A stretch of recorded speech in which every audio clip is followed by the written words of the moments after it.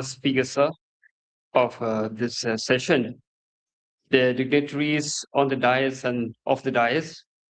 A very good afternoon. And I stand here as the speaker says that I belong to the margin of the country geographically.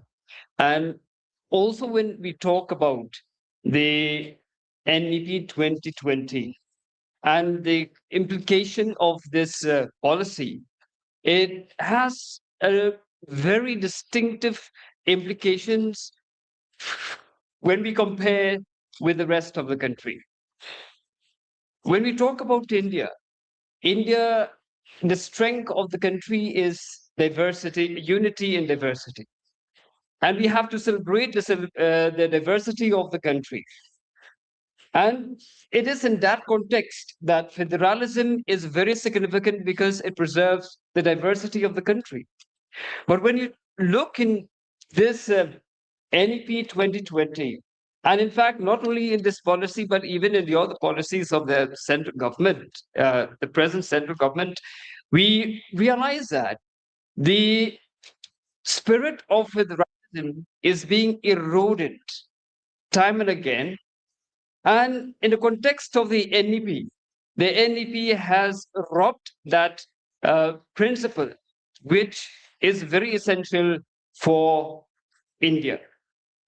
Why I say that NEP is robbing the principle of federalism is because this policy was adopted not in consultation with the states, especially when we see the states of Northeast India, which they have peculiar circumstances and context. When this policy was adopted by the government, and when I examined this policy, I found that this policy has so many inconsistencies with the Northeast, whether in terms of geography, whether in terms of population. I used to wonder the aim of this NEP 2020. Why I stress this, I want to show that centralization is not beneficial for the country as diverse as India. When I examine the NEP 2020, we realize that the objective of the NEP is to establish the large multidisciplinary institutions in every district, and the population of such an institution should be 3,000. But if you see the population structure, the population of the different states of Northeast, it is highly impractical to have such kind of institution. And also, when you talk about this autonomy of the colleges from the universities, where the affiliation system would come to an end by 2035. I find that this kind of ambition which the NEP 2020 is having is highly impractical for the states of Northeast. However, given the situation that Northeast India, in fact, to some extent, the state like Assam is having more bargaining power compared to the rest of the 7 states of Northeast India. The 7 states of Northeast India, barring Assam, is highly dependent on the center. And therefore, we can definitely see that this states of Northeast, they have this dependency on the center. And when they have this dependency on the center, they have less bargaining power. In fact, I would say very little if they do have to bargain with the policy of the central government. And I remember in 2020, immediately after the adoption of the NEP 2020, the Chief Minister of Meghalaya stated that Meghalaya would be the first state to implement NEP. I know for sure that the Chief Minister made that statement not because he was fully convinced of the NEP 2020, but he was making the statement in order to please the central government, hoping to get favorable financial health for the state. And in fact, when this NEP 2020 was implemented at the undergraduate level in the state in 2023 by our university, the Northeastern Hill University, which was at the time the only university in the state, a public funded university, 60 to 70% of the colleges, they stated through the principals that they were not ready to implement the NEP. But because the university was hell-bent to implement the policy, and the chief ministers, as well as the education ministers of the state, in spite of the fact that at the ground level, the state was highly unprepared to implement the NEP. But the state and the university went ahead. And in fact, we have so much of negative implications of the implementation of the policy in the state.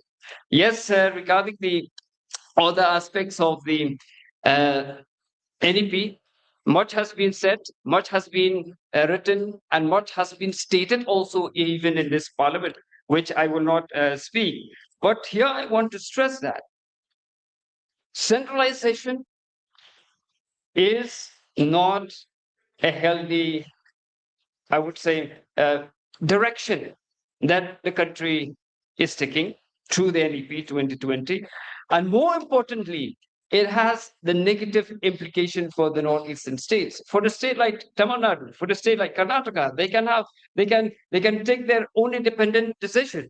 Yes, we know, and we read also the papers that even these states, they suffered because they refused to implement the NEP 2020. For example, Tamil Nadu, which is one of the states that has a large economy. But the central government withheld the disbursement of the fund on the SSA scheme to the state for refusing to implement the NEP 2020. If Tamil Nadu could face such kind of a repercussion because of the divergent position they take against the policy of the central government, you can think of the position of the northeastern states.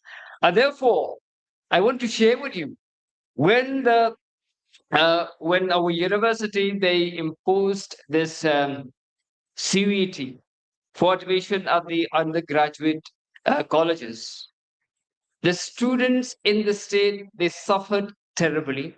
One, because there were not enough testing centers in the state, and the students they had to take the testing center in the states like the Jharkhand. They were getting the centers in Rajasthan, and in fact, the cost of appearing in the testing center is so much on the students that many of them they fail to appear in such kind of examinations, and therefore it is highly important that, and I'm glad also that in the people's education policy, we take the position to oppose this centralized entrance examination like the CET and the other similar tests that the government of India is imposing on the states. And in fact, when we talk about this NEP 2020, we have to see that this policy, in fact, is highly anti-marginalized section of the society. When you talk about this marginalization, we should understand it in the context of Northeast. Northeast India, most of the states, especially Meghalaya, Nagaland, Mizoram, they have a huge tribal population. And we also know that the northeastern states, the GDP is not as high as in the other states, as well as the per capita income.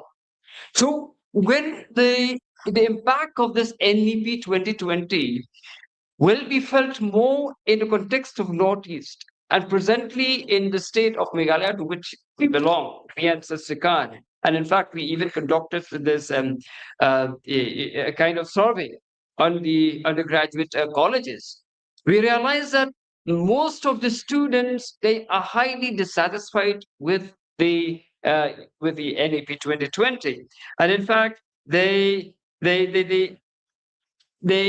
fact, many of them, they also experience the high dropout rate among the students. And therefore, when we talk about this centralization, the PEP and this parliament, I urge upon all the members to take a very strong stand against this effort of centralization, because it is bad for a federal country like India, for a country that is diverse as India, to take a strong position against the Viksit Bharat Shiksha Adhikshan bill. In fact, when I read, I know it, otherwise, I cannot remember even the name of this bill, because this will lead to further centralization, and it is not in the interest of the country. Thank you.